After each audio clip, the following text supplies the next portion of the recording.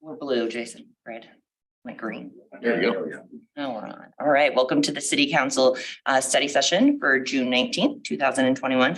We'll begin this evening with a presentation regarding the risk renewals for fiscal year 24. Thank you. I'll jump up on the podium here. I've got Kim with me from our Weinman office as well to be able to answer some questions on the renewal, but I've got the letter here in front of me. I trust everyone's had a chance to at least see it or read it. And if not, I'm happy to answer any questions that come up on it. But a quick rundown of the property and casualty renewal that includes a few different coverages and policies. One, of course, being your property and casualty for the city and IMU written with ICAP, the Iowa Community Insurance Pool. You also have your renewal for workers' compensation that is written with IMWCA, the Iowa Municipal Workers' Comp Association. Also included in the package is the equipment breakdown or the machinery and boiler coverage. We write that with Cincinnati Insurance, and the cyber coverage as well for the city and IMU. So quick rundown of what we've got in place. Iowa Community Insurance. This is where we carry your liability and property coverage. Liability coverages include your general liability for the city, also includes the public officials liability that covers any directors or officers or appointees of the city or IMU. Auto coverage, so both physical damage for auto as well as the auto liability. And aforementioned property coverage, so covering all the property for the city and IMU. And of course, we have excess liability coverage that goes above and beyond all those underlying liability.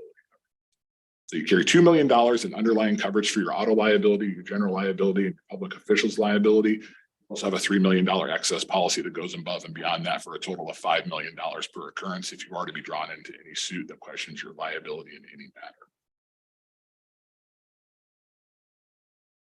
Cincinnati Insurance, the machinery and equipment breakdown coverage, along with business income, has been increased this year to $25 million for direct damage. Part of that increase is with the WRF, the water reclamation out south of town there, sorry, north of town. And you have 100,000 in business income direct loss on that policy as well. Your workers' comp is per Iowa statute, and your cyber liability is written with Cowbell Cyber, and Obsidian Insurance Company is the writing coverage with $1 million in cyber liability. Also includes a sublimit of $250,000 for cyber crime loss. Breakdown of the contributions. They're not technically premiums because you're in a risk sharing pool with other municipalities and cities. The total contribution coverage placed with ICAP this year is $502,859. The expiring term that we're currently on up until July 1st is $436,673. Most of this increase is attributed to increase in property values, so exposures. There is a little bit of a rate increase in the property line, as well as the liability line. There's a bit of a rate increase as well. Some items of note in this: property valuations for all scheduled buildings for the city and IMU did receive an increase of 10% in valuation to keep up with inflation. So that's an inflation guard. That inflation guard was added to anyone within the Iowa Communities Assurance Pool, so 10% across the board. Renewal term net property rate per 1,000 in insured values is 15.5 cents per 1,000. So every $1,000 of coverage you have on property, it costs you 15 cents, 15.5 cents technically. Benchmark that against other similar sized cities in the area, and you are right in the middle, right on average with what we have. The lowest net rate that we saw was a 13.1 cent net rate. The highest one we saw was 18-cent net rate for similar sized cities in the area. Prior to the budgeting process, ICAP advised cities within the pool.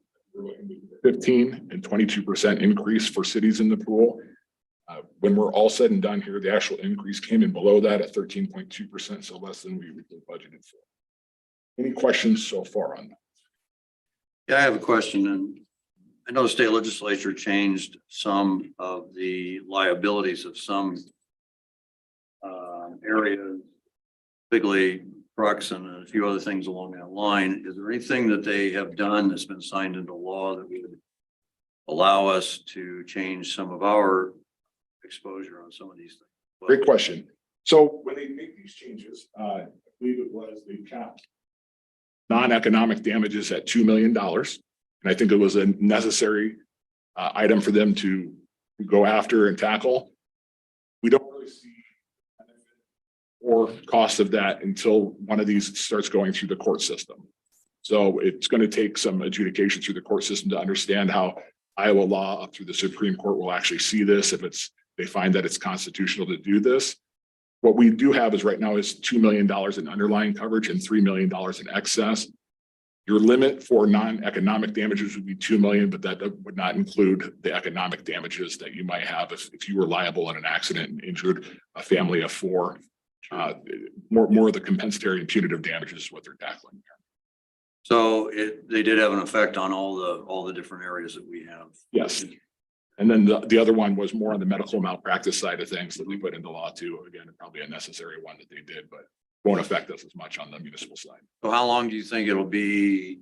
Or you have no idea, but generally in something like this, when you have a major change like this, what's a time frame for you to have some background of what it's going to start costing us based on this new legislation? Yeah, so what I foresee in this, it's going to help soften that liability market, which we are starting to see soften a little bit from the last 3 years. It's been a pretty hard market in liability.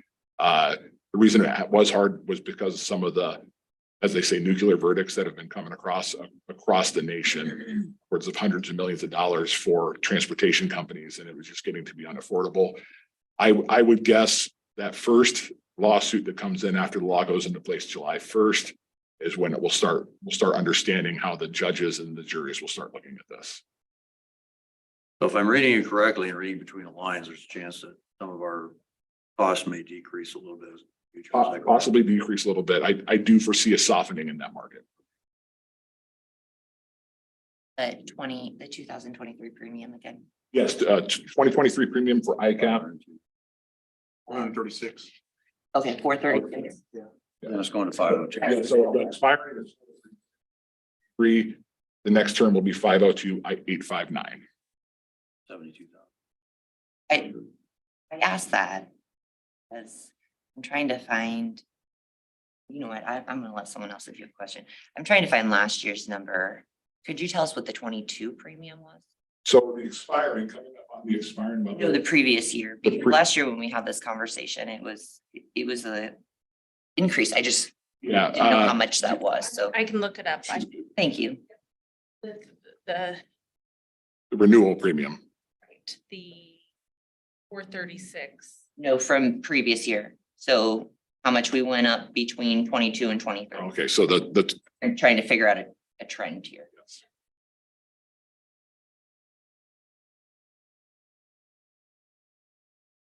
you'll be able to pull that. Oh, up. yeah. Yeah. Fine, we can move on now. Sure. Yeah, no, and that's absolutely information we can get you to kind of show you where it's at.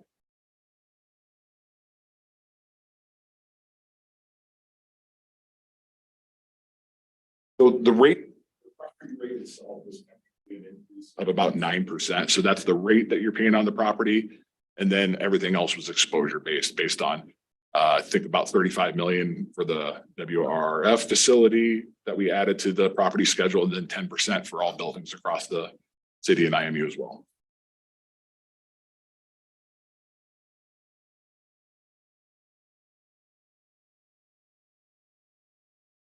So if you break that down by percentages, what percentage then goes to liability and what percentage actually goes to property?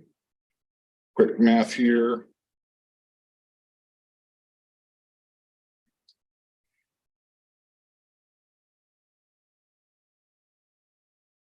Grab the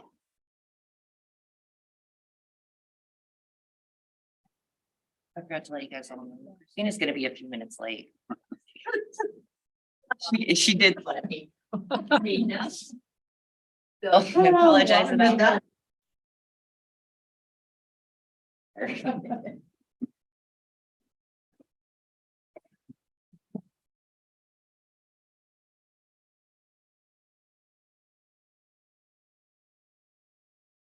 It'll be a minute, but she'll be able to pull that information up. Fine.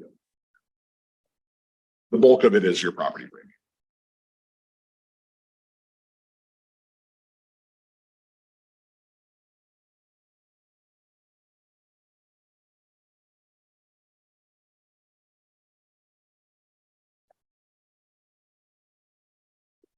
As she's looking that up, we can take a look at the workers' comp piece. If everyone's ready for that. Yep. So workers' comp. Overall decrease. About 6% year over year is what we saw for the actual rates decreased. Workers' compensation is exposure based. It's based on payrolls given as estimates to IMWCA. And this year, the pure premium, what your actual premium is, your payroll multiplied by the rate for each classification code, $773,441. You do have good experience with an experience modification factor of 0.82, giving you an 18% discount off that pure premium from the top. That takes us down to $634,221. IMWCA then gives you discounts, total amount of discounts of 35%. So they discount 35% off that $634,221, taking your discounted premium down to $412,244. You did then get another 18% discount from IMWCA for your good experience bonus. Since you have a good experience modification factor, they're able to discount it another 18%, taking the total down to $338,200. And then, of course, we do have Chapter 411 police medical coverage only for $33,256 added onto that for a total estimated premium of $371,456. Last year's estimated premium at renewal was $209,354. Total payroll increased year over year by $1,626,758. That's the bulk of the increase in your workers' compensation coverage. Because we didn't have any change in our experience modification. Or There was a 0.1% change, but yeah, it was fairly flat. Can I get that 2022 premium too? Yes, the 2022 premium, $209,354. No, Oh, I'm sorry, the year before. 21? too. Yeah, 21. I think I'm saying it all wrong. I'm saying it, so I apologize. Understandable. It's fine. And we'll- Yep, so Kim can pull the 21. Thank you. A lot of that good experience. So that IMWCA is not an insurance carrier in the state of Iowa. If you're a standardized regulated insurance carrier, the most you can discount off of your premiums is 30%. I would include a 15% deviated company. So rates are deviated at 15%, and then they can give you up to a 15% discount for good experience. Since IMWCA is a risk sharing pool, they're not ordered in by those rules and regulations. So IMWCA is able to discount the policy pretty hefty. Then as far as claims experience goes, if we've had any issues as far as claims experience, good communication with IMWCA. So really that's where we'd look at taking it into the standard market if IMWCA isn't doing what they do, but they've got a good company nurse, which is a pre-claim nurse triage system that really helps first report of injuries, takes a lot of work off the team. And they insure 92 of the 100 counties in the state of Iowa. They have 576 total municipalities that they insure for workers' compensation. And then for the cyber piece, was very volatile over the last 2 or 3 years when insurance carriers really weren't understanding what the claims were going to be, how they're going to pay out. A lot of insurers didn't have protocols and security in place, making it tougher for insurance carriers to price that. We're now in a position where the insurance carriers are we're solid on how they need to price stuff, and what you guys have done recently as far as bolstering your security platforms, you are best in class. There are 4 or 5 underwriting when they're looking at cyber, your multi-factor authentication in 3 specific areas, also making sure that you have offsite backups in case you were to be hit. How quick can you get back and running, and are those backups protected? And what you guys have done here is put you in a position. Pretty good one.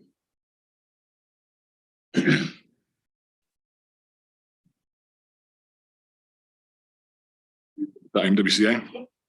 IMWCA. Oh, yes, we're gonna need the. I got the, well, yeah, that has all of it. Okay. And then here is the calculate. Cemetery.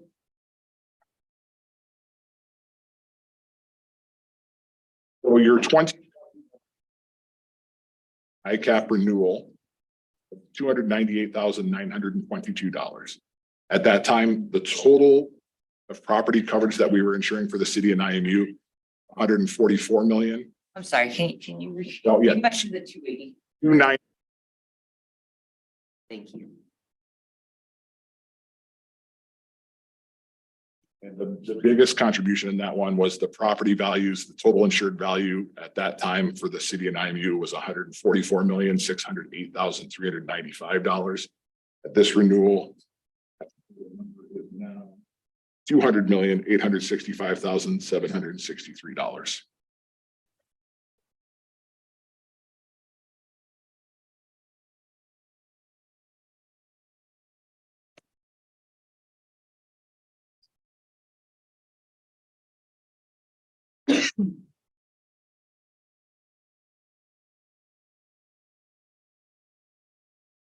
(2021) 2022 workers' compensation. Total premium was $147,107. Payroll basis for that year was $7,421,162. And this year's is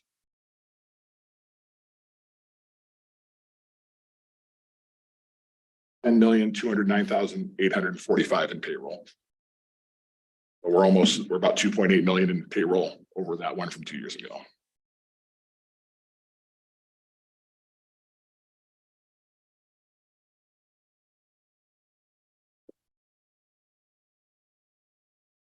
That 147,107, that was just, that didn't include the chapter 411 number that you gave us, right? That was just for the workman's. I apologize. That did include. So that was the total number. So the work comp premium itself, 115,262. Chapter 411 was 31,845.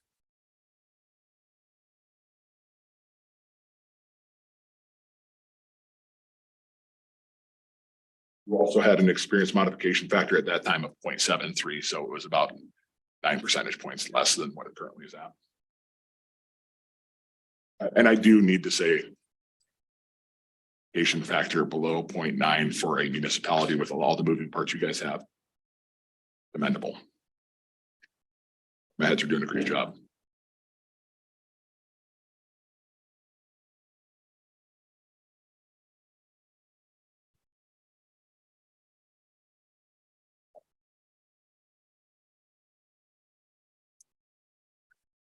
Any other question on the or the coverage limits that we've got for the package put together?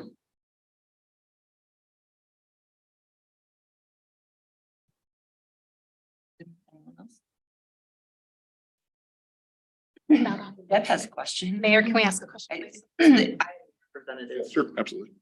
Do you know if this has been sent to the IMU team? Received it. Not addressed on here, so. To the It would have had trustees. to been sent separately. It was sent to the staff and we had a meeting this morning about it again Okay, thank you. and reviewed it. Thank you. Appreciate it.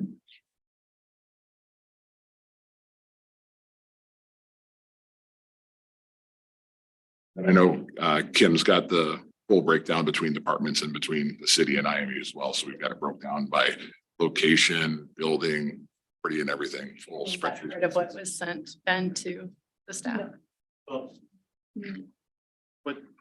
what was sent is, here's a printout of the whole. And it just went out this morning, or you just looked at it this morning? Thank you. We went through it this morning, but it was in the packet on Thursday. So we were trying to set up meetings between when we received this. Wednesday. Yeah, we shared it on Wednesday, and then we put the packet out on It Thursday. wasn't in the packet. It was a separate. I was gonna say, we didn't see it in the packet.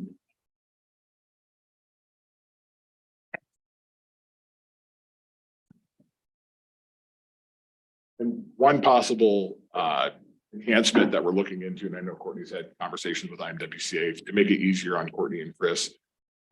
As far as the invoicing of the workers' compensation between the city and IMU, we think that WCA is going to be able to do separate invoices to the two. It'd take a little work off of Chris and Courtney's desk if IMWCA is able to just do separate invoices and still keep it under one policy umbrella. I should probably state there's one more document that's not included in there that's 125 pages. I didn't print it for. Having a digital copy. Page.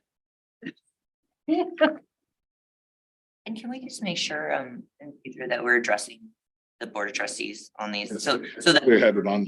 we're getting a copy is. They're not walking I in had here the- seeing it for the first We time. did have the letter addressed to everyone. IMU Board of Trustees as well, so. That was probably a failure of that. We make mistakes once in a while, not often, but right. We're sorry about that. No worries, no worries. That helps. I do also think.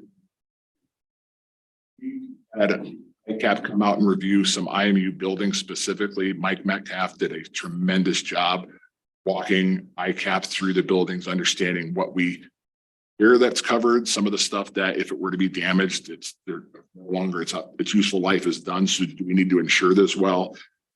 We took probably 2 hours that day to go through some of that stuff. Tremendous job, just showed so well. And that helps when the loss control's out there and they see that stuff is being run properly. Gives them confidence to take back to their underwriting team as well. So all the department heads have always been great about getting this information or letting this come out to their facilities to take a review. And you guys have clean facilities. I've been to a lot of cities and I see a lot of different types of facilities. Some housekeeping is good, some is not. You guys do a great job, both city and IMU.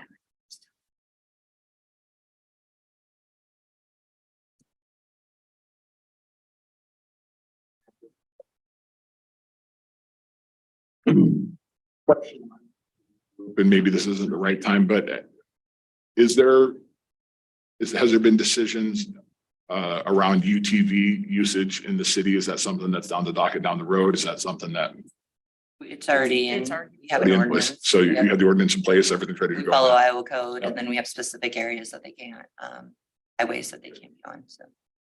That's become a hot topic again over the last month or so with some of the metro cities. So Absolutely.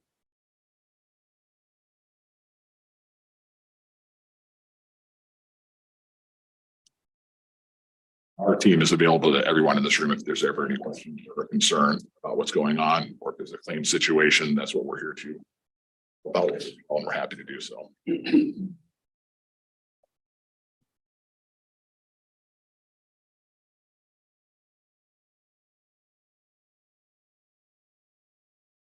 Fairly difficult. There's no doubt we're growing as a city, so our base is growing. We're going through inflationary times, and so our rates going up and combination of all of it is. We do have it on the agenda on consent, and unless the council pull that, discuss it further, we anticipate that the questions and answered would be taken care of. I mean, I don't think we have a choice. We have to be insured. You know, unfortunately, last year, this was kind of the same thing. It was our last June meeting, so we didn't really get to have a whole lot of conversation with the Board of Trustees and pretty positive. I made my my unhappiness known about it coming late, and here we are again. We're in the, you know, 7th hour of just receiving the documents and a lot to review and looking at premiums that have doubled in 2 years. If you look at it, and I get it, we've grown too as an organization. It scares me with the taking on the YMCA. We're going to bring on 99 more employees, and I don't know what that is. I don't know what it's going to look like. So it's, you know, it's scary. Is that factored into this or that's I yet to don't come? believe so, does it? Those employees are added on as employees. We'll be able to add them into the workers' compensation. Great, that's this fiscal year. Well, hopefully they're being paid for. I mean, that's the whole idea is that should be a problem. It's in a sense that it's covering its costs. Otherwise, we shouldn't be in that business. I echo the mayor's comments though too. I really think we need to have this. I don't know what your process is and why it takes that to the last nth degree here and it would be nice if we can have that information so we can have a joint meeting and you can do the presentation with IMU and city council. And so it's not just one or the other getting it and saying, well, this is what we're going to do and this is what we got to do. And that's not where we want to be. So. Absolutely understand it. Definitely hear that. ICAP would get these out as quick as possible. They have to wait for their reinsurance quote. 7/1 is their largest date as well for fiscal year for cities and schools. So we're behind the eight ball waiting for ICAP to get the numbers to us. As soon as we get the numbers, we put together our spreadsheet and get ready to go. But ICAP does purchase reinsurance, and the reinsurance market is who gives them their top level before they can start underwriting the individual cities. As with all insurance companies, 7/1's a busy date, but we will continue to press them. We have a lot of 7/1 cities in the same boat. We certainly understand that.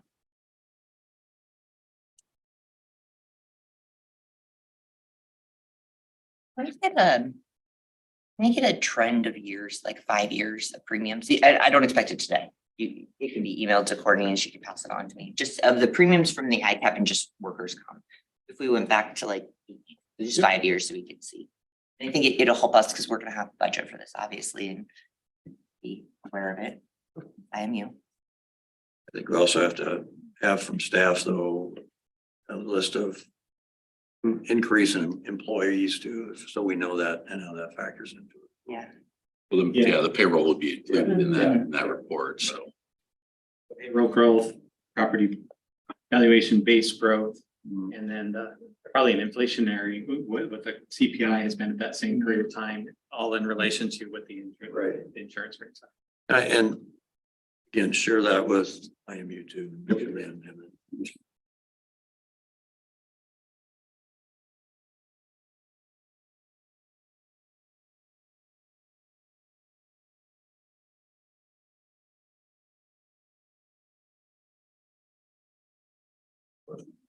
Yeah, any other questions? All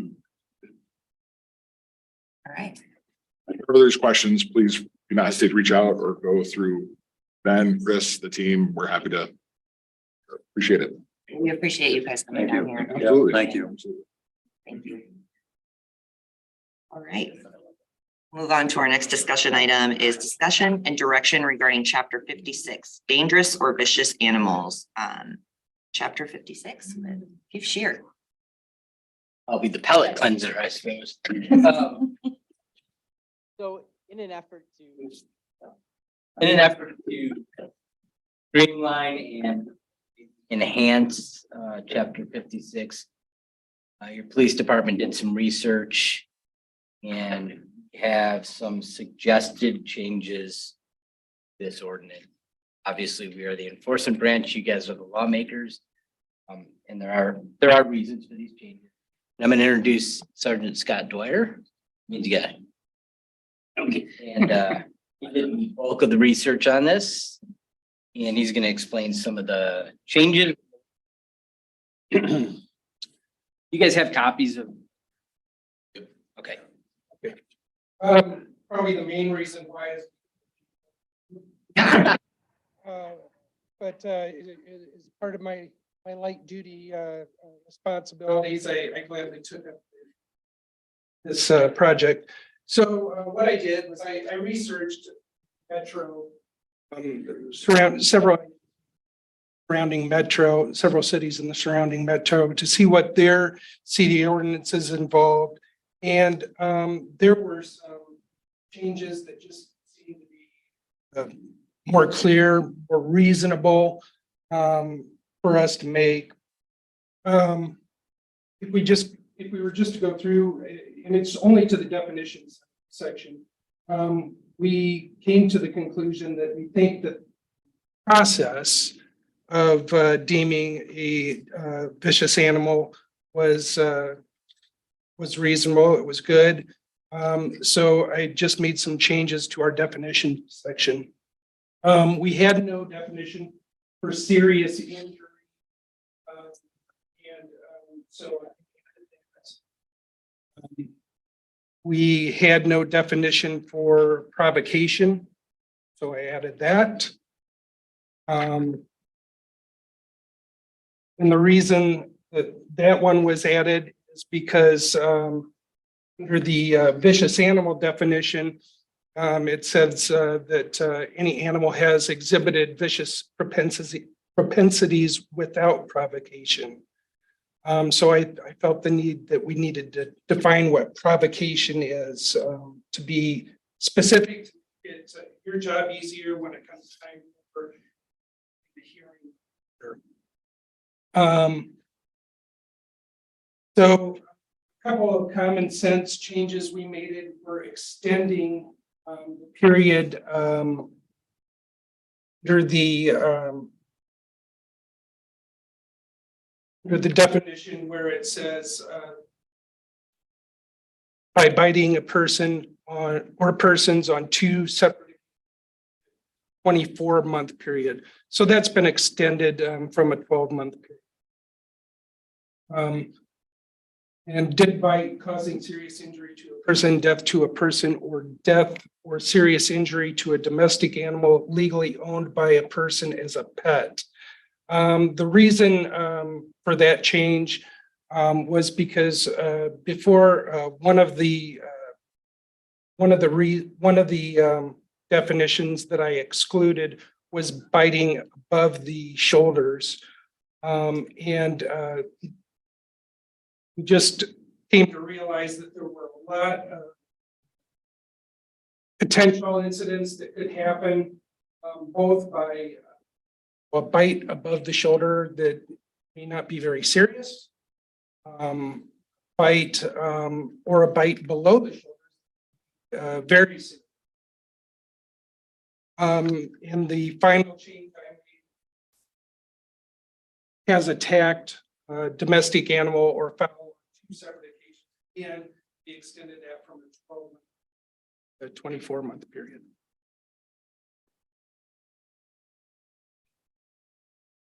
What was the thought process on the changing it from 12-month to 24? Was that based on research with other communities? No, not completely. It's actually a conversation between the chief and myself, which seemed to be a more reasonable time. Part of the complaints we get are, well, same dogs, the same dog owners. And we go back in time and look at the complaints over time. Well, this one happened 14 months ago. The clock starts over. It just gives us a little bit more leeway to show that there is a pattern here. We just extended the time so we could have a little bit more leeway in. I was looking The at it the decision. opposite. I see what you're saying. I didn't realize it, the clock started over. It was a 12-month period from the incident. Yeah. So does provocation also include other animals as well? Humans, or when you talk about as attacked or bitten any domestic animal or fowl on two separate occasions with it? What I'm asking is what happens if the neighbor's dog is provoking that, you know? It's hard to show Right. I get it. the animal. So, provocation, we're going after intent in human being. Easing, whatever the investigation shows, action of the person to provoke the dog. You can't, it'd be next to impossible to do it within the animal. Okay.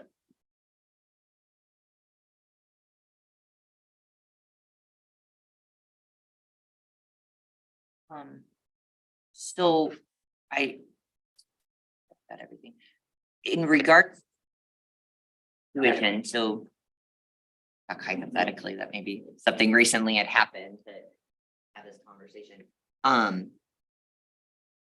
Do they remove the dog immediately if there's serious injury, or is that when we get into the council, it comes to a hearing? Because I know you guys can't house dogs, right? We have the authority.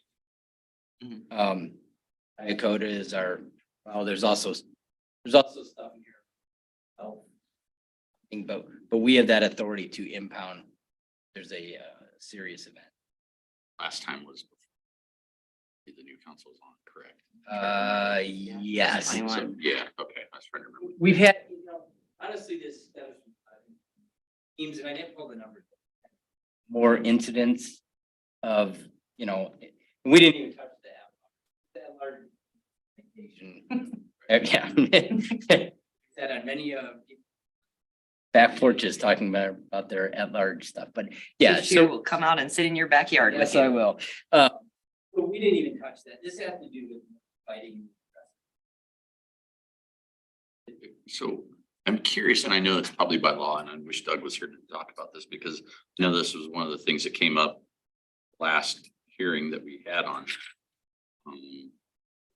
There was the fireworks incident that sparked the dog, and dog had never shown any signs, but did in the head and it's a bad thing and we got it. But essentially at that point, we really don't have any, I don't know why we have to have a hearing because once that's done, like he said, really legally, you have no other way besides that.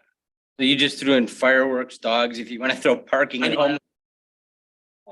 We got this whole thing covered tonight. In a bite like that, I mean, we really don't have any. There's no choice. Hearing, no choice. It's move forward with. destroying the Unless. animal. you guys want to see that Section. Back with. We did want to get your input. Right, that was Right.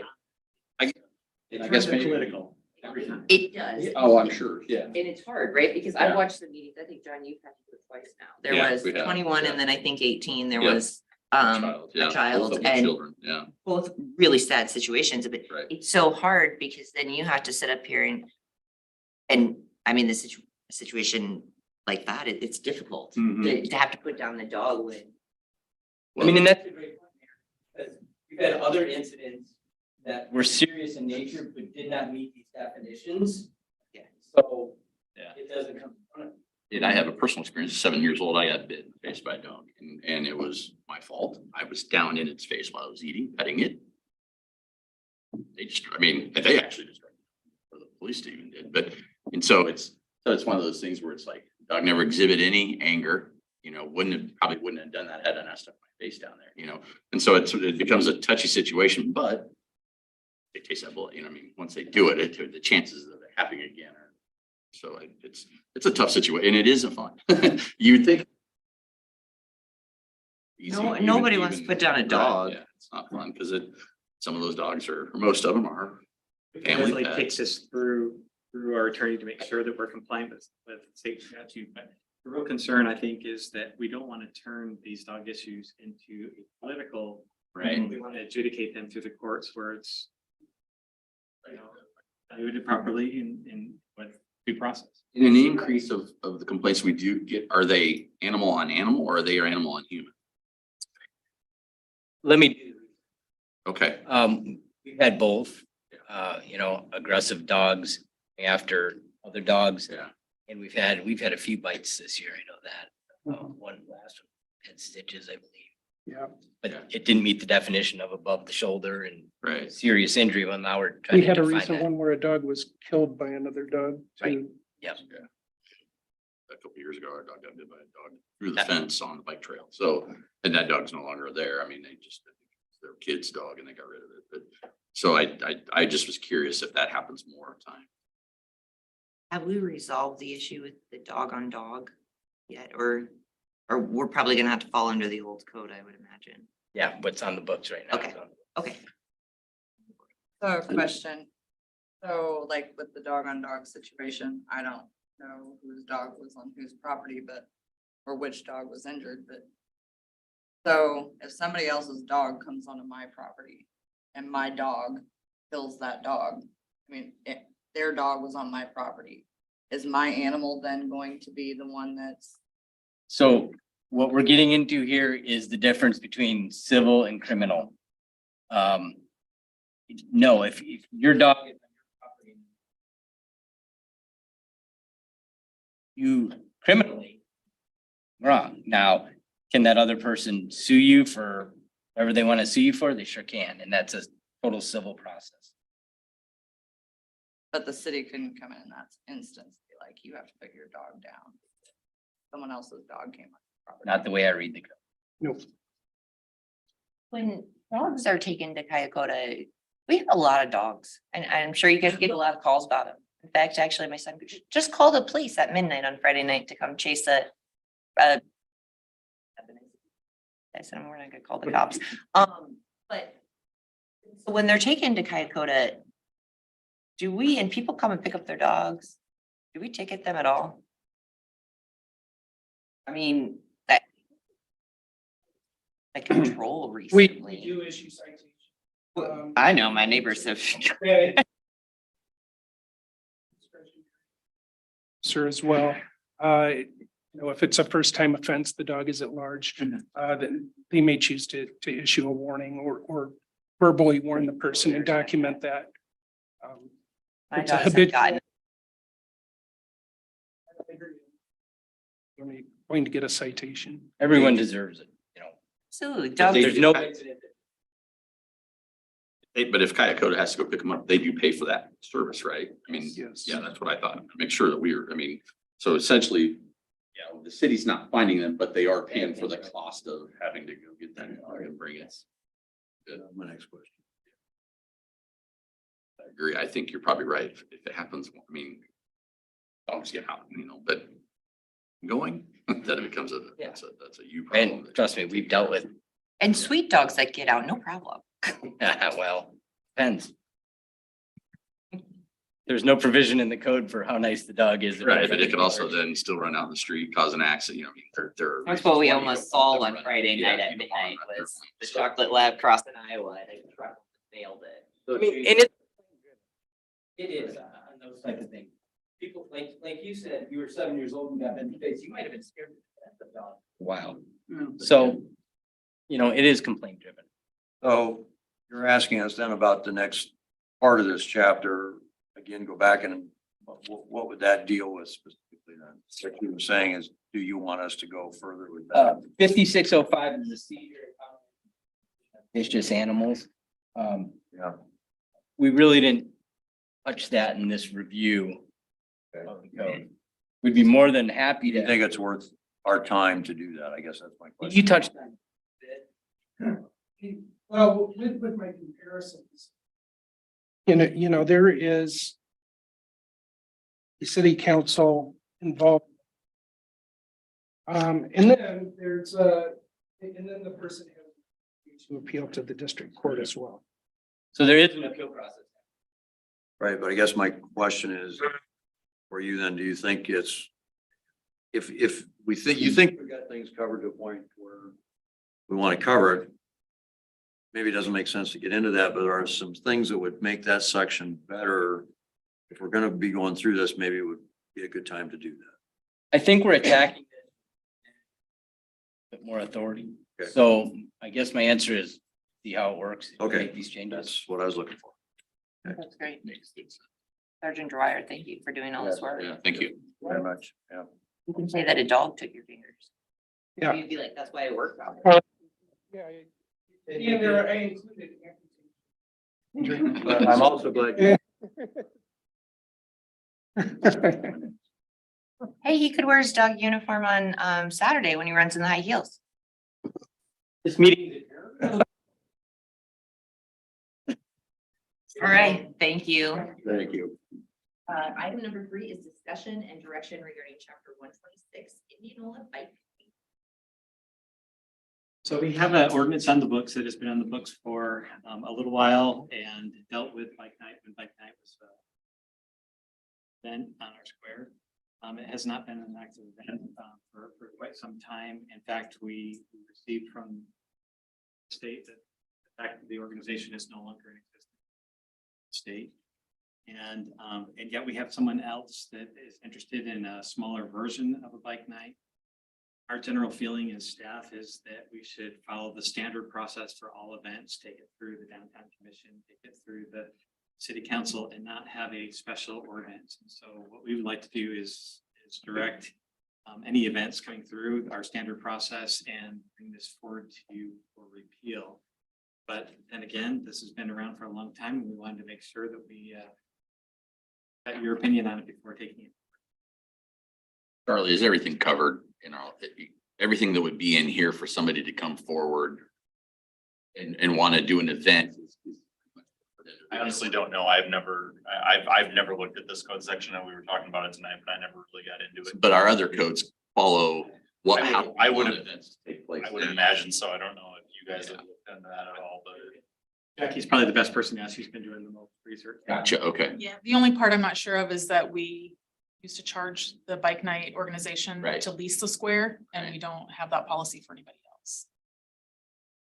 So they lease the square and then sublease to all the food trucks and they have their own revenue coming in. We don't have. And that's the supporters of Indianola Committee. That was doing- disbanded, yeah.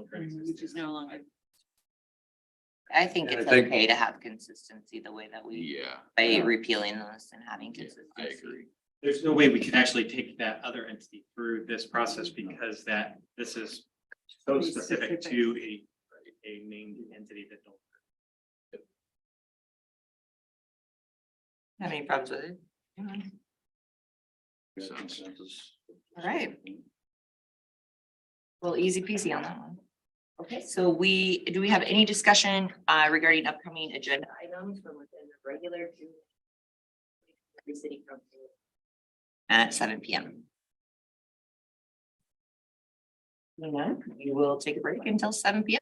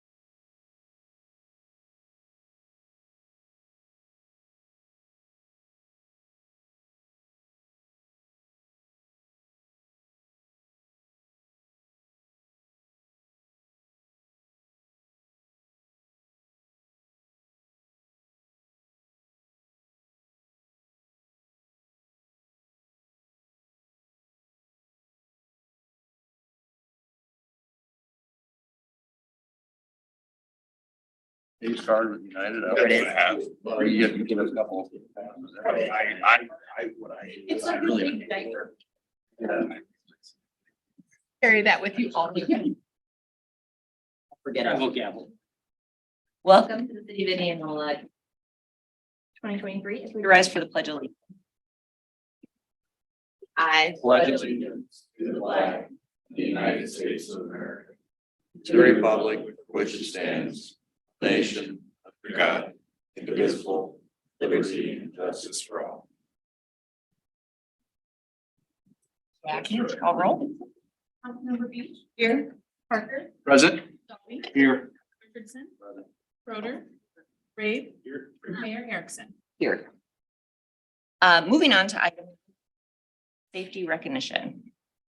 One of the goals of our public safety departments is to partner with our community, to provide education in order to protect the life and property of our citizens and visitors.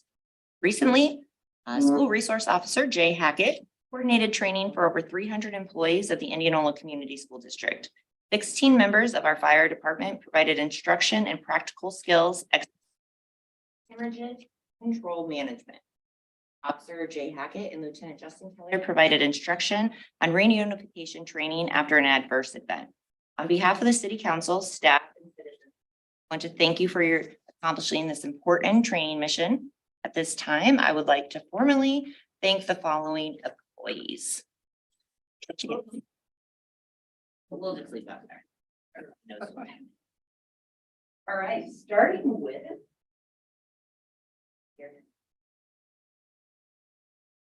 We're just a mess tonight, starting. Jay Hackett.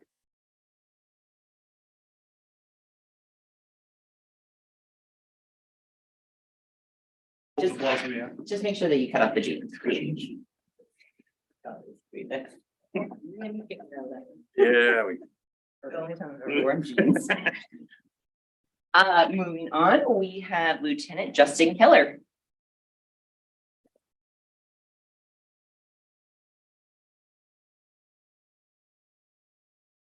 I'll be really good by the end. We'll take one picture at the very end.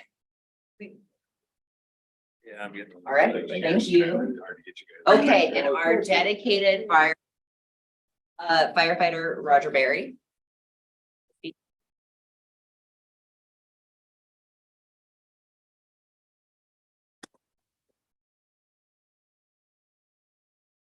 Lakewood again. Firefighter Nicholas, Rumpnell. I think I said it wrong. He's not here.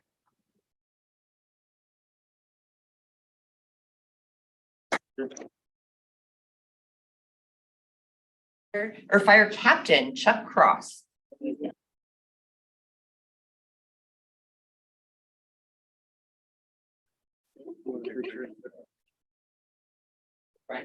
I'll be the official girl.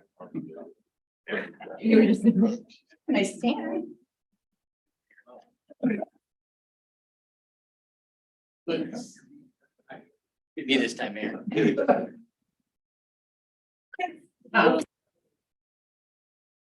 Better you than me. I'm just in the face.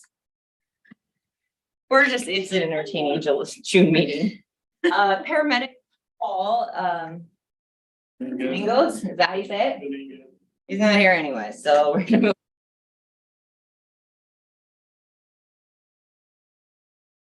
Paramedic Kevin Ballas.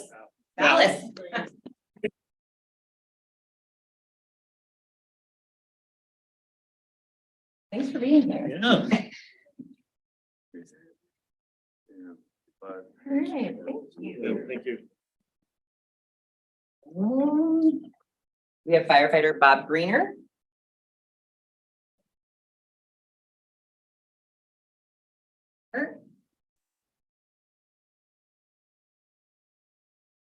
Andy.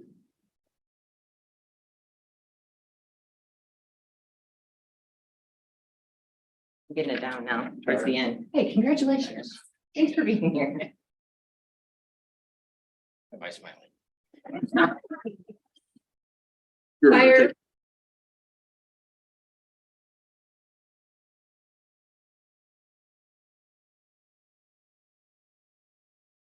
Move in this direction, you know? Don't worry, you get it back. Yeah.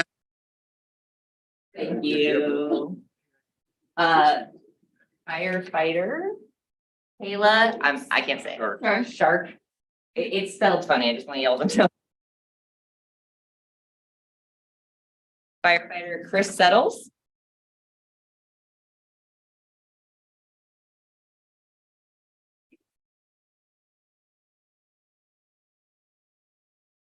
Eric Wallace. That's Thad White. School district was, thank you. We appreciate the service. I don't think Gibson in the front anymore. He makes me laugh. Don't do that. Okay, we will move on into public comment and allow someone else to speak this evening.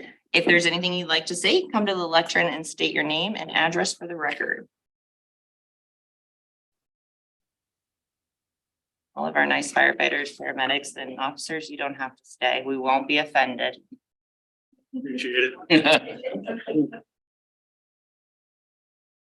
All right, we will move on to the consent agenda. Is there any items that need to be? Agenda. Guess my question was, on item P, if we're going to do anything with that, or then maybe we pull that or at least discuss it prior to vote. Yes, that'd be. So do you want to pull it? Sure. Okay. So anything else to pull? All right, can I get a first and second motion to approve the agenda with the exception of item P? Thank you.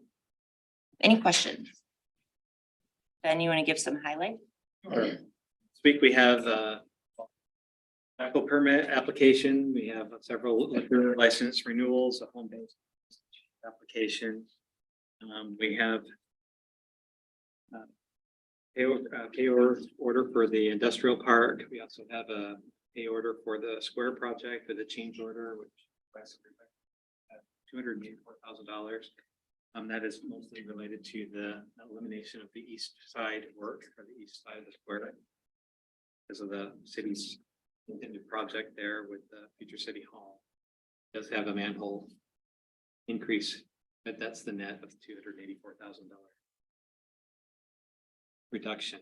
There's a pay application for a change order and a change order for the Hillcrest project. That change order is time on. That's based on getting this project kicked off and what was needed. We also have the property and liability workers' compensation insurance that we've already talked about in study session. Scheduled for the meetings in 2024. We have the joint agreement for our GIS software ESRI that we have with county and the other municipalities in IMU. And that really is Richardson wanted me to kind of share a little bit about that. That's a shared agreement that we have for the Beacon site with 2017 and provides great service. The good work that they do, the partnership that we have on that. Let's see here, a school resource officer renewal and second and third considerations. Ordinances that were passed previously, as well as the civil service commission list for the police. Any other questions? Jackie? Councilmember Parker? Aye. Lee? Aye. Aye. Aye. Circling back to item, the first and second motion for a third consideration of an ordinance amending the city code of the city of Indianola, Iowa by adding a chapter establishing an Indianola Wellness Campus Board of Trustees. So moved as read. Real question here is the boundary of the Board of Trustees, which is currently the city of Indianola. Later on the agenda, we have 4 names for your consideration of appointments to that board. We have one more that will be coming through in the next week, but we're somewhat struggling to try to fill that board fully with the 7 members. be necessary pursuant to the ordinance. We can continue to look, we can work to try to fully staff that board. But there are some interested members within the 2 mile radius. One's actually just right across the street, city boundaries. And so we just brought that to you for your consideration. Do you want to entertain that or hold fast to the city boundary? I know this has been my bugaboo in the past, so I look at this different sense. It's open to the public, correct? I mean, somebody from Pleasantville could join and we hope they do. It'd be awesome. I guess I look at this as more of a, I just assume not. I would be more concerned about someone coming in from Des Moines or some, I mean, I'm okay with inside the area in Spring County with this thing, this entity because, and this board is because it is open to people outside of just Indianola. It's not for Indianola residents. So, We want it to be, and we want it to grow. yeah, exactly. Are you saying the 2 mile radius then, John, or are you saying beyond that, or just Warren County? You can change it by motion to whatever you want. Is the 2 mile radius, I would be comfortable with that. But if it's outside of that, I guess I think, cleaner, it's like yeah, it's clean, yeah. Does Heather have any suggestions in this area? Is she just completely leaving it up to you, staff and everybody else? I guess that's my question too. She knows that the council has faced this issue before when she was on the council with the sustainability committee. And so she has 2 great individuals who've been volunteers on the advisory board committee for the last several years who would both be great appointments. They're in that 2 mile radius or They're within the 2 mile radius. And so with those 2 additional to the one that we already have, that would be 3 more and we're fully staffed at the next meeting. I wouldn't have a problem with 2 mile radius. We changed the ordinance for the sustainability committee. Right. You include that 2 mile radius. So we do have some precedent. I guess it would be up to the person that made the motion and the second if they would accept that change to a 2 mile radius. Or would you make an amendment? Would you just change the initial motion now that we've discussed it, or do we need to make? You just do an amendment. Maybe somebody else could make that motion for an amendment, correct? Okay, I would make the motion that we amend the current motion that the ordinance written as such that we would 2 mile radius. Second that. You've got the original motion maker does have to consent to that as well. Yeah, that's fine. Perfect. And Steve, second? Second is, but the person that made a Parker second and is Schroeder. Christine. And Oh, okay, so and you're okay too, Gwen? All right, perfect.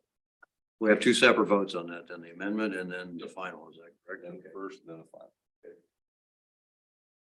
We vote on the amendment to John. Yes, okay, so that is gonna be our first vote is consideration to add the 2 mile radius around to the Indianola Wellness Campus Board of Trustees.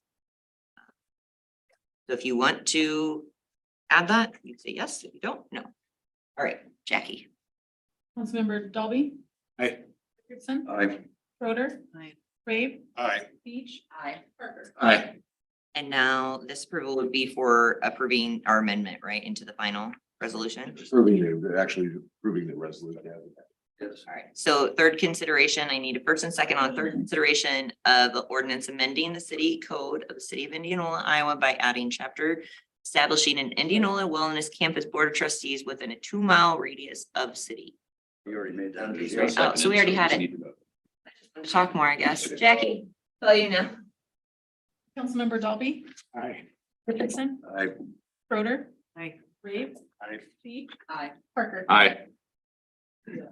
When you give it. Because before the meeting, you gave me a compliment about meeting and. All right, we will move on to council reports. Been filed the May 2023 treasurer's report. So moved. Second. Thank you. All right, Andy.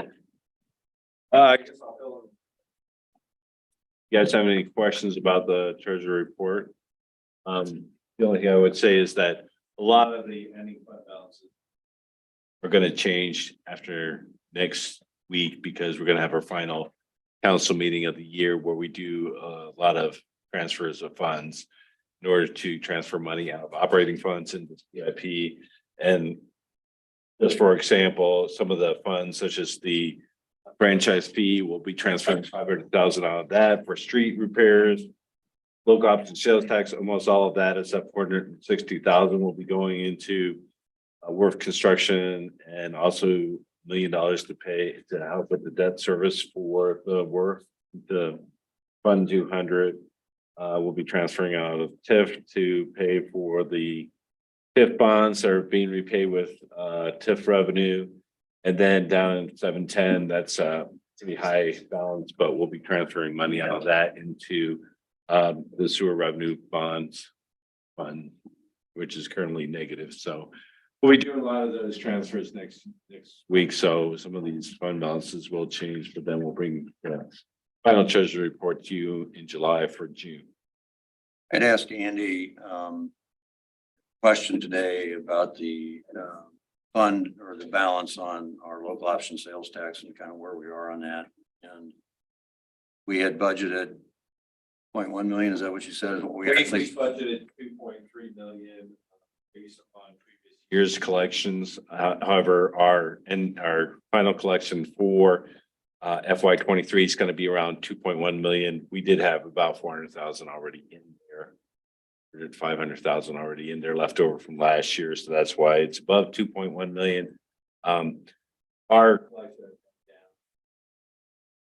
similar that they use for a reallocation of local option sales tax within the county is partially based on population. And Norwalk saw in 2020, they saw a larger proportionality population increase than Indianola did. So theirs went up just slightly and ours went down, so. Okay. Yep. I've been thinking about this and I always think about it. Love for the current council to see one of these reports from 10 years ago. Oh, yeah. I mean, right now, there would be negative numbers up there in some of those ending balances. And this is pretty impressive. So nice job, Stan. Questions? All those in favor to receive and file the May 2023 Treasurer's Report, say aye. Aye. Opposed? Moving on to the mayor's report. As Andy said, we have a June 28th special meeting coming up that will finalize the end of our budgeting. We have this weekend from 10 a.m. to 4 p.m. Ridiculous Days on the Square. There will be golf carts that will be going around on the blocks and picking people up to drive them back and forth from the square so you can do shopping. Lots of free events. Please come out. The merchants have worked really hard and still need lots of volunteers. So anybody who wants to help, we would appreciate any help that we can get. It is also this week. We celebrated last week as well because Indianola likes to do things twice. This was mainly for the management of TRM, but I read a proclamation declaring Waste Management and Recycling Week last week, but it is actually nationally this week. The owner was going to be out of town this week. Doing both weeks. We're just celebrating it, but that'll be shared out on the city, and that's about all I have.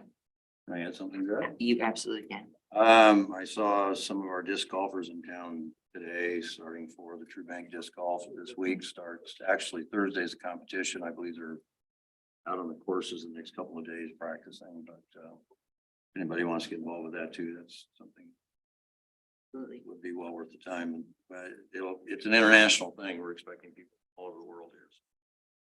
We'll definitely, and thank you, Doug Byland and team Yep, for absolutely. making Pickard, as they will say, one of the best in the world. So it looks great.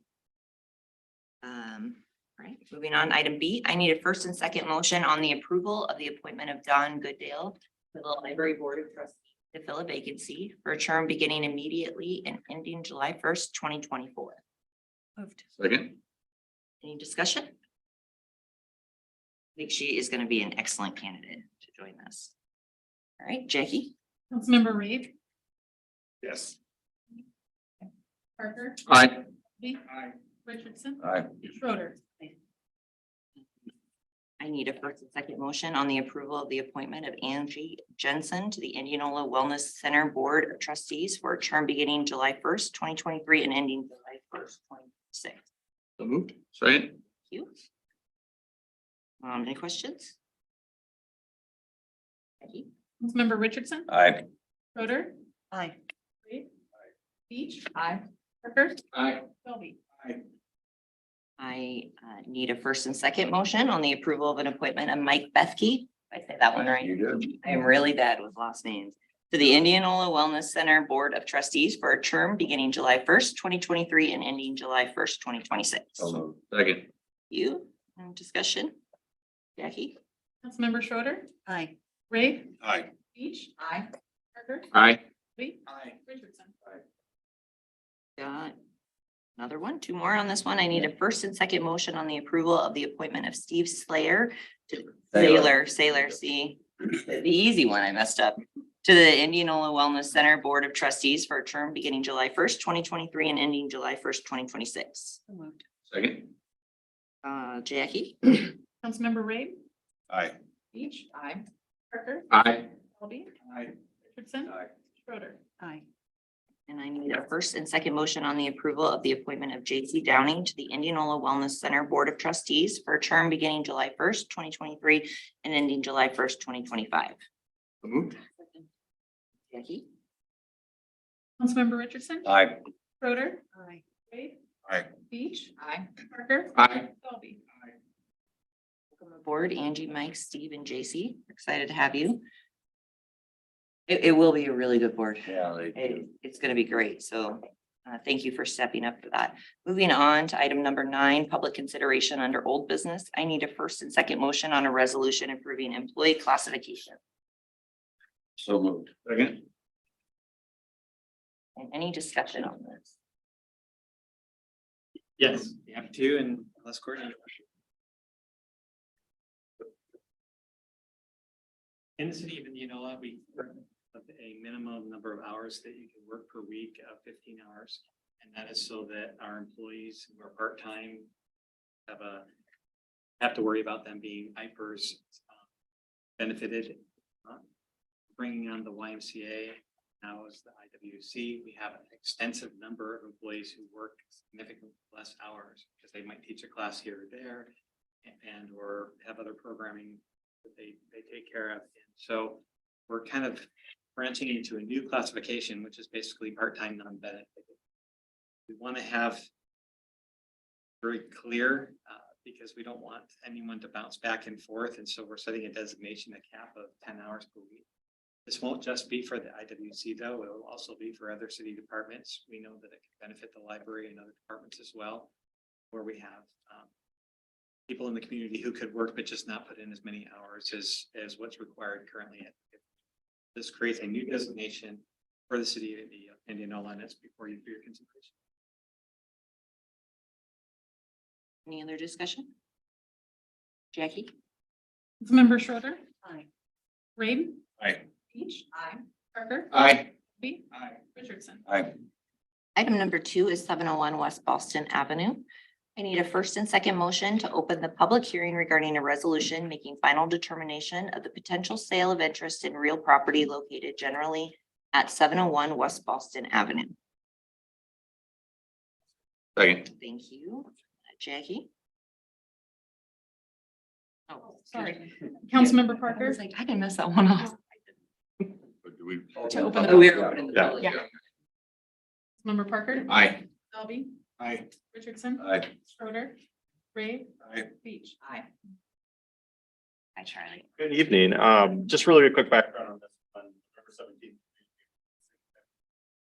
Address was damaged by a structure fire. Following the fire, the structure was determined to be by our building. After a little bit of a lengthy process, doing a few abatements on the property, it was determined that the property had been abandoned and the city was awarded title 2023.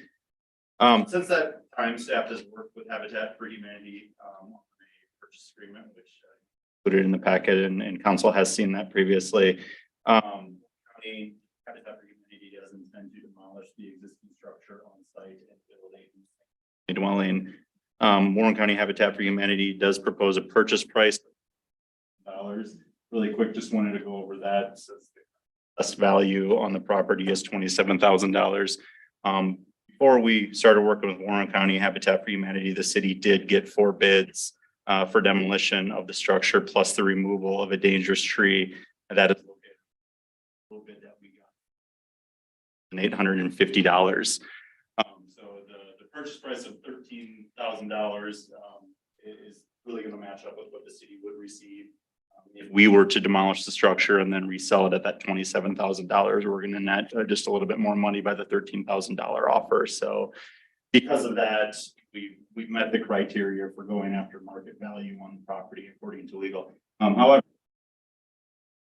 just based off some of the numbers that we're seeing on it, the value of the property before the fire in 2021, a total of $90,700. Taxes due for that value was just a tad under $2,300. Habitat for Humanity actually did build a house just to the west of this location. And looking at the value of that structure plus the land value for this parcel, we were able to estimate that with the new structure on this piece of property, the value of the property was about $100,000. And just running the quick math on that, gives you taxes of about $3,130. So I'm doing that math.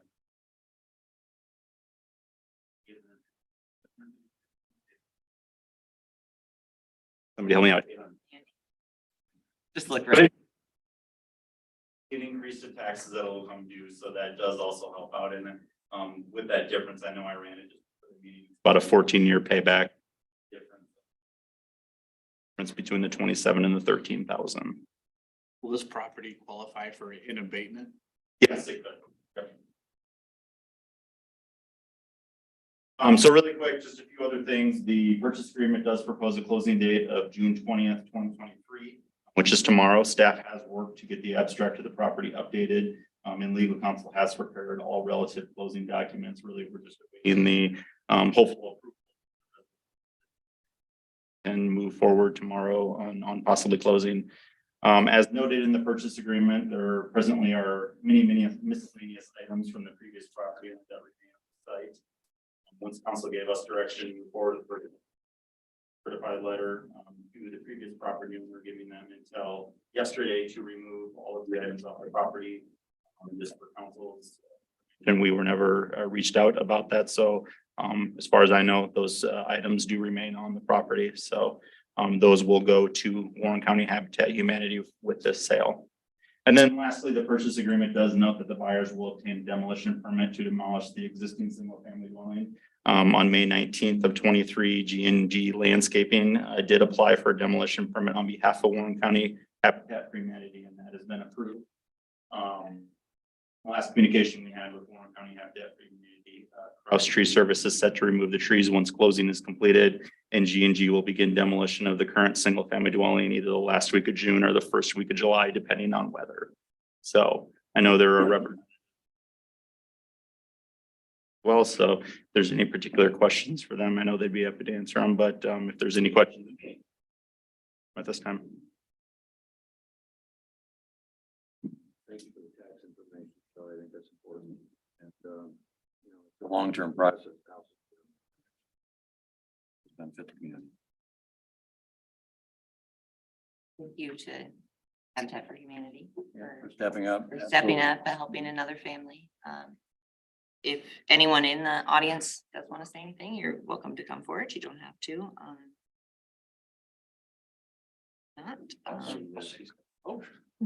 Didn't look up fast enough. Good evening. I'm Randy Edwards. And I'm the president of Warren County Habitat, the new president incoming after Tom Comfort. You all probably know I'm not Tom Comfort, I'm sorry to say. I want to thank the city, the mayor, and Charlie for working with us to get this lot.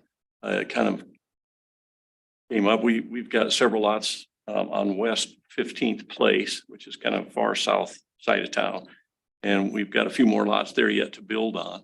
But we wanted to start visiting with the city to find out, if the city ever has any little lots here or there that you need to do something. To get them. The price of land is going up so fast in lots, we're going to be left in the dust, I'm afraid, if we can't jump on ones that we can afford now to build on later maybe. But at any rate, we really appreciate the city working with us. We've got everything in place as far as I know.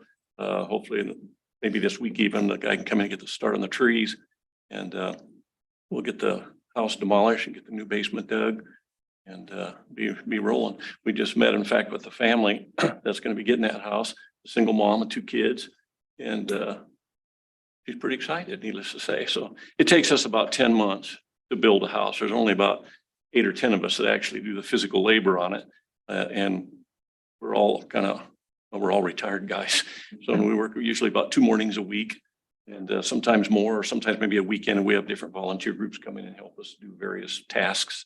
And we hired like the cement work and the electrical and the HVAC, that kind of stuff that's professional to do. But we get it done, and we just want to know that we really appreciate your effort to help us do this. And you have the address there, so as we get rolling, feel free to just swing by there anytime. We're usually working on Monday and Tuesday mornings. If you want to volunteer, great. But if you just want to come by and see how we're doing, do please stop. And close real quick, I'll tell you a little story. When we first found out this property was open, we have a gentleman that helps us do our carpenter stuff, and there's a garage there on that property. And I took John over there, and we pulled in the driveway there, and hardly gotten out of the car, and this neighbor lady comes over. Are you with the city? Oh, man. Well, the city was just here. They're always out here looking at stuff. And I said, oh, okay. He goes, well, who are you? So I told her, oh my gosh. Oh my gosh. A good, oh my gosh. She goes, oh yeah, there's a Habitat just up the street, and we love that house, and we love those people, and it'd be nice to get this house out of here, and we're so excited for you to come. So the neighbors are all excited, I think. So anyway, at any rate, thank you. for your support. I might suggest to you that, again, just a thought off the top of my head, but maybe talk to staff and Ben and people and see if maybe we could arrange a city work day for Habitat for Humanity someplace in the schedule too. That'd be wonderful. Do that. So think about it. Make it a competition, staff versus council. 'Cause I think we could throw up a room in a house quickly. We're a very competitive bunch up here. Yeah. Well, I can tell you, probably when we get the foundation for that, or maybe get a few walls up, we'll have kind of a kind of thing. And by the media, mayor, and whoever else wants to go up. City to kind of toot your own horn about, hey, we're working with Habitat in this neighborhood, and we're trying to do good things for low income folks. And then when we finish it up, it's all done, and we open that house inside and see what we do and all that kind of thing. So But maybe when you get to a point when walls, at least the studs are up or the walls are up, maybe talk to staff and we could have a morning or a day or something. We could get some folks there too. So we'd appreciate that. That'd be awesome. You pretty much take volunteers like from beginning to end, right? Yeah, yeah, So, yeah. We have sure. We could volunteer at any point. I mean, it doesn't have to be once the walls are up. We could actually put something together. And we kind of stick build the thing. We were up in Des Moines. We've met with the Des Moines Habitat Group to learn a little more about, to help ourselves. And of course, you go up behind their office is up there at the Restore. You go up behind.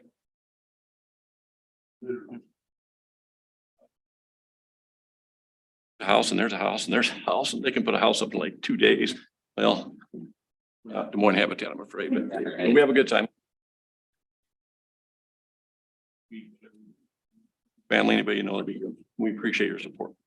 Thank you. Thank you very much. Thank you. All right, anyone else? Anything they'd like to say? I need a first and second motion to close the public hearing. Moved. Thank you. Councilmember Dalby, Aye. Richardson, Aye. Schroeder, Aye. Babe, Aye. Beach, Aye. Parker. Aye. I need a first and second motion on a resolution making final determination on the potential sale of interest in real property located generally at 701 West Boston Avenue. Second. Any other discussion? Jackie? Councilmember Schroeder. Aye. Dave. Aye. Peach. Aye. Parker. Aye. Dolby. Richardson. Congratulations. Yes. We will close tomorrow with you, and I think it's a winner for everybody. So congratulations all around. So thank you, staff. Riley and Ben and everyone else involved in making this happen. Moving on to new business. This is gonna be a word scramble, a long one. I need a first and second on the first consideration of an ordinance amending ordinance number 1026, 1137, 1218, 1322, 1336, 1428, 1217, 1314, 1396, 1549, 1613, 1616, 1668, and 1671, providing the general property taxes levied and collected each year. Property located within the amended Hillcrest Downtown Unified Urban Renewal Area in the city of Indianola, County of Warren, state of Iowa, shall no longer be divided under the Iowa Code Section 403.19 in connection with the amended Hillcrest Downtown Unified Urban Renewal Area, removing Hillcrest Amendment number 2 and down renewal area from division of taxes. That was a long one. Thank you. Don't make me say it again. All right. Charlie. Promise I did not. So really quick on this one, the original Hillcrest Urban Renewal. For Amendment 2 to the Hillcrest Urban Renewal Plan was adopted in 2001. The original. Adopted by the city. As I said, that my computer just turned off. The Hillcrest and the downtown urban renewal. Really what this is doing, the Hillcrest Amendment 2 sub area and the downtown original urban renewal areas have both hit their 20-year sunset dates. Removing these areas will cease the division of taxes on properties in these areas and remove the areas from the unified renewal. So council is aware on the two areas. On the left-hand side is the Hillcrest number 2 area that really includes the North 7th Street, just south of Hillcrest, that industrial development back there with the I think 6 or 7 parcels total, but 6 buildings or 6 properties that are developed currently. And then on the right-hand side is the original downtown urban renewal area, which mainly includes the square, with down to on Jefferson side, and then kind of zigzag through the neighborhoods up there, and then we try to hit a vast majority of those commercial areas. And within that, those are the 2 areas that are proposed to be removed from the urban renewal plan. And again, where you have the development future, we do have the ability to add them back in. But for now, at least what this does is it does cease the division of taxes and puts that back on the city tax roll rather than putting it into the fund. So be here to help answer, but any other questions, I'll see what I can do and answer them.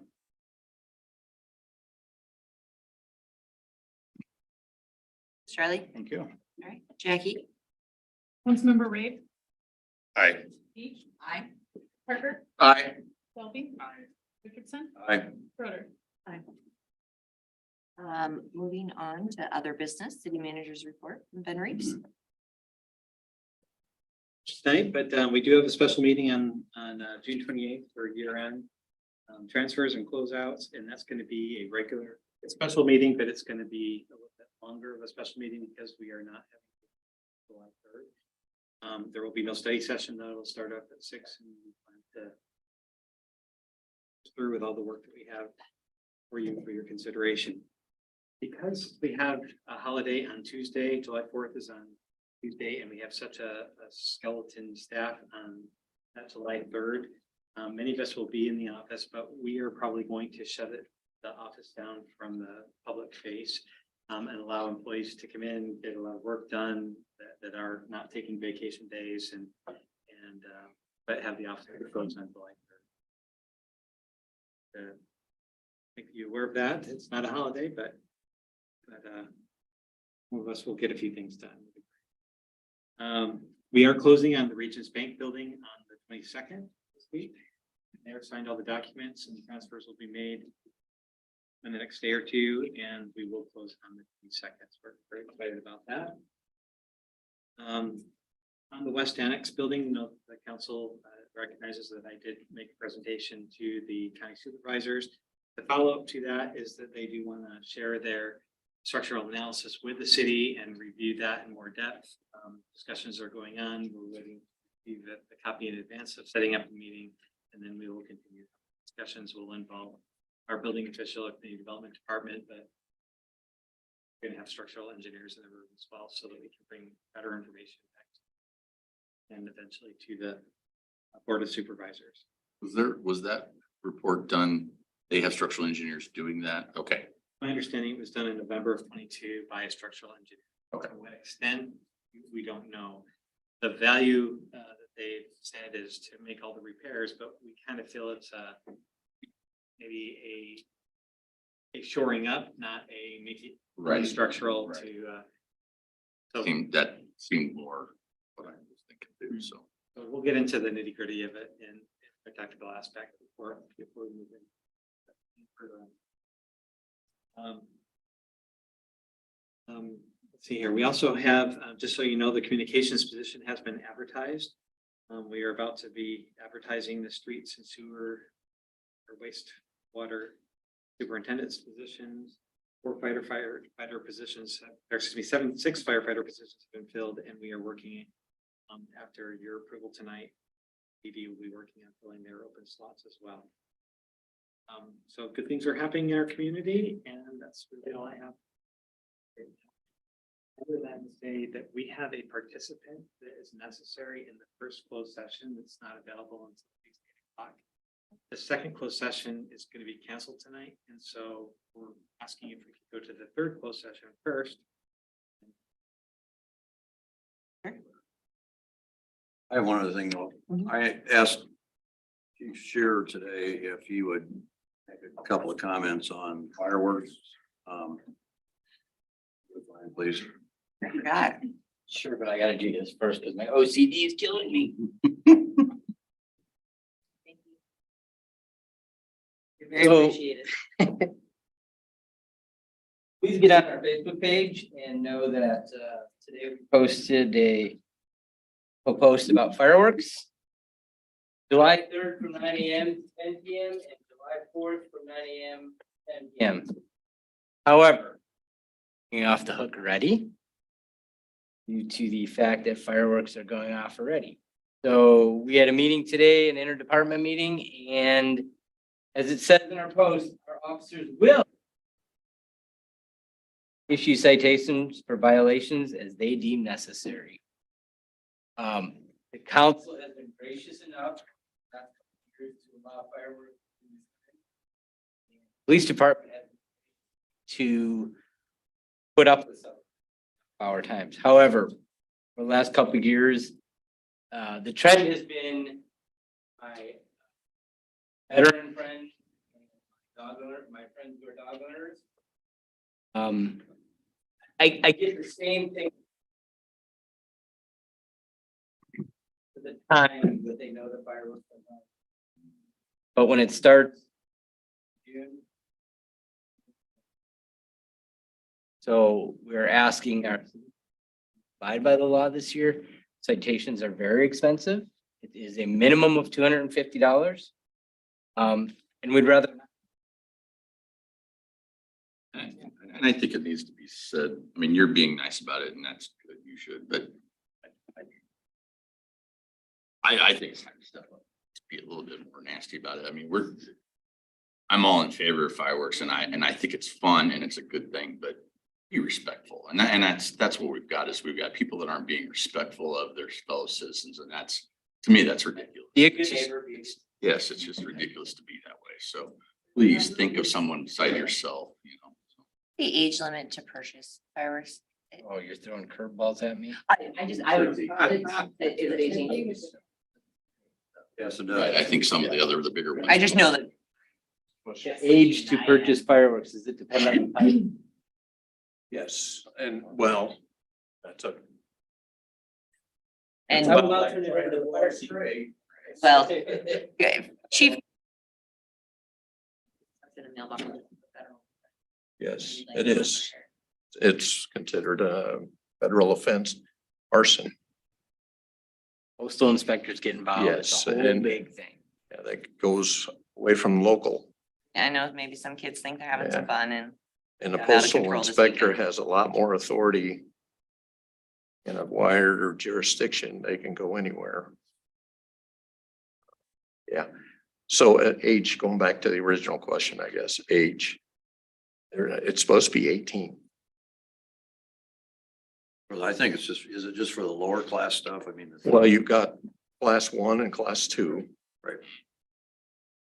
Now, again, it goes back to parental skills and who's gonna allow that?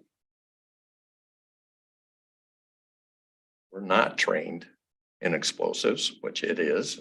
It's a form of explosive. And then you top that off with alcohol and you're not making the best decisions. And unfortunately, that's then when we get called. And PD. Well, Yeah. sadly, I think a lot of parents too, like. Parents may not even be aware that their kids are in possession of them. You know, they've got friends who are 18. And all they have to have is one friend that's willing to go and buy those fireworks. So I think, you know, I don't wanna come right out and say, you know, parents do a better job with your kids on it, but. I mean, parents at least have conversations with your kids on, you know, the ramifications. They Go through. Even if their friends are the ones providing with the fireworks, not you as a parent. It's just important to note, as John mentioned, that, you know, we've made a choice now. We've got the date set and time set. It's now time to step up, and if people can't respect their neighbors and stuff, then. Thank I'll you. say it's been better in my neighborhood this year compared to mine has last too. year. Haven't heard any. Last Not year, I was livid by this point.